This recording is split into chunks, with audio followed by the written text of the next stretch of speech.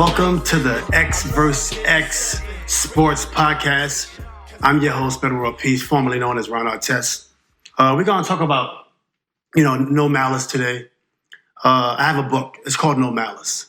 And the reason I came out with this book was to give people more insight on my career, on the basketball front, also how my professional career mixed in with my personal career. In the book, we talk a lot about going to the games and bringing a lot of stress and frustration from the games to the court.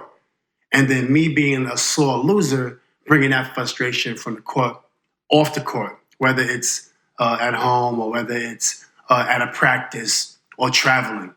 And so much anxiety and depression and anger was building up throughout my early career. And I wasn't able to deal with things as I watch people like LeBron James, and I see they go through so much, but they're very, very stable and mentally and very balanced. And yeah, granted, people go through things and you might not know what someone else is going through, but it's really cool to see that they're able to sustain a very successful career for long periods of time. So you look at the brawl, for instance. The brawl wasn't the first thing that happened in my career. It was the biggest incident I had in the NBA. But I had so many other issues before that. I remember in college when I was at St. John's, I went into my coach's office and destroyed all the pictures, family pictures, desks, books, phones, art, because I was mad because I couldn't get home. That was at St. John University, and that was Coach Jarvis's office. And, luckily, I was a pretty good player, so people dealt with my attitude. But it was stuff like that I didn't address as a kid. When I was in 8th grade, I threw a chair at a referee at St. Joe's for the CYO League, Catholic Youth Organization. And I played for St. Rita's, right? So I always had these outbursts forever and got suspended every single year in school. So I wanted to, put a lot of those stories inside the book so everybody could get to know me a little bit better and how to deal with the pressures of being a pro, the pressures of making tons and tons of money and not being ready for it, the pressures of raising a family and different things like that. It's available everywhere. It's called No Malice, My Life in Basketball. It was written by Ryan Dempsey. He did a great job. And it was really hard to get me, to talk about the book because originally I didn't want to do a book, but the distribution platform we had with Triumph and the writer we had with Ryan, they made it work. It was things I didn't want to talk about, but luckily my family was involved. My mom has quotes in there. My dad has quotes. A lot of friends and family has quotes in the book. Phil Jackson wrote the foreword. When I originally was asking someone to write the foreword, the first person that came to my mind was Phil. And usually, because I'm not connected like that in entertainment, or I don't have a lot of entertainment friends, but the people I wanted, or people I usually want to do something for me that could help my project or something like that, they're never really available. For instance, Celine Dion, right? What if she writes my forward? Or like The Rock or Will Smith? I don't really have relationships with these high-level people or A celebrity or A-class people. But Phil Jackson is A-class. And with Phil Jackson being A-class, I was very lucky to have him be able to write the foreword. So when I was looking for someone to write the foreword, I very rarely get what I want in terms of when I need something done, because I don't know a lot of A-list celebrities, right? So for example, if I wanted Celine Dion or Mary J. Blige, or like The Rock or Will Smith to write my forward, I don't really have great relationships with them, right? So very rarely I get what I want from that level when I'm doing a project. But luckily, Phil Jackson, my head coach, who's an A-level person And I'm like, I would love for Phil to write my forward because when I changed my name to Metta, he had some to do with that, being a Buddhist and being very zenful and having mindfulness. So I was lucky.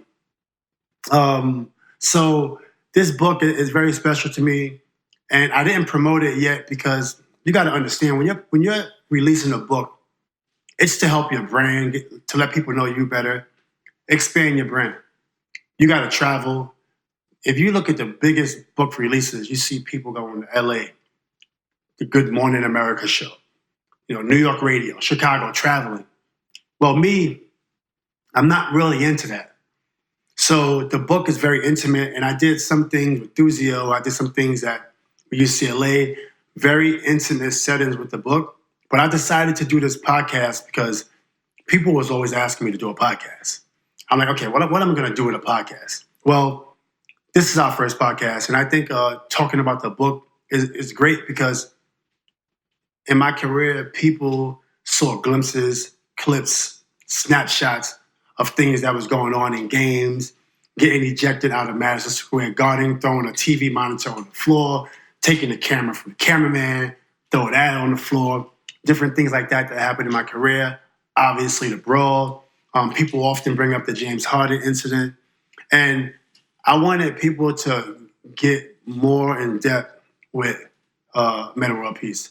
So the book talks about how I grew up, and you get a chance to understand my character a little bit more. It talks about growing up in Queensbridge Projects, and growing up in Queensbridge Projects was very interesting because we had everything. Basketball, we had double dutch, hopscotch, people playing skelly, and I'm going to get into all that. In Queensbridge Projects, some of my favorite basketball players in Queensbridge Projects, Capone from Capone and Noriega. I played in the All-Star game with Capone. I was about 8 or 10. He was maybe 12 or 14 or 13. He could have been 12, and I could have been 9 or 10. But Capone had 69 points in the All-Star game. Lefty, really good basketball player. Todd Nitty from the infamous Mob, the subgroup from Mobb Deep. And actually, everybody on IM3, the infamous Mob, was really good basketball players. But Todd Nitty was probably the best. Havoc, producer from Mobb Deep. He don't talk about his basketball game a lot. I don't know why. But Havoc was a hell of a basketball player when I was a kid. Because when I was a kid, you got to think about it. When you're young, it don't matter that I'm taller than someone now that I'm 39 years old and maybe they're 40 or 42. When you're 8 years old or 9 years old, that makes a big difference when somebody's 10 or 11. So the Havoc I remember on the basketball court was a quick Havoc who led his team. He had burgundy shirts. I was on Capone team. We had green shirts. Then we had Killer Shy. We call him AD. God bless his soul. He passed away. He was a hell of a basketball player and a rapper from Queensbridge, part of the group called Crud Love. So, and I remember all these guys playing basketball. And obviously, I think my favorite rapper basketball players, it has to be, the guys who had the most success, I would say, is Otta Capone and Todd Nitty. And if I had to pick one to be the best basketball rapper out of Queensbridge, not including myself because I haven't had the amount of success on wax as they had. So I would say probably Todd Nitty, but it'd be close because if Capone would have kept playing, I think Capone probably could have made it somewhere in college. But Todd Nitty obviously could have made it to the NBA. Lots of things like that going on in our neighborhood, guys having to make a decision, basketball, rap, sell crack. And, some of the best rappers was not able to pursue anything at a high professional level. You look at Tragedy Gaddafi, one of my favorite artists from Queensbridge. Tragedy Gaddafi, Nas, Mega, Hostile, from the group called Screwball, MC Shan, And nobody really talks about G-Rap a lot. I don't know why. He's from the hood. But, and I'm going to exclude G-Rap because I don't know why we don't talk about him a lot, which is weird to me. So back to Nas, Tragedy, Mega, Hostile, Shan. Those are my favorite lyricists from Queensbridge. Obviously, Nas had the biggest career. I think Tragedy had the most impact, and you can go back and say Shan did, obviously, but I just feel like Tragedy had the most impact on everyone. Tragedy wasn't, I don't think he was as focused as Nas, as Mega, as Havoc, or his career would have taken off. So those guys I put at a high level in terms of Queensbridge rappers. Obviously, Roxanne Shante, her being a female, she should be in that group also, and that was a mistake. Roxanne Shante, obviously the movie she had on Netflix, she actually used to babysit me when I was a kid. Roxanne Shante, she used to change my diaper and babysit Metta World Peace. I was hoping that would be in the movie, on a Netflix movie, but it wasn't there. I was real upset about that.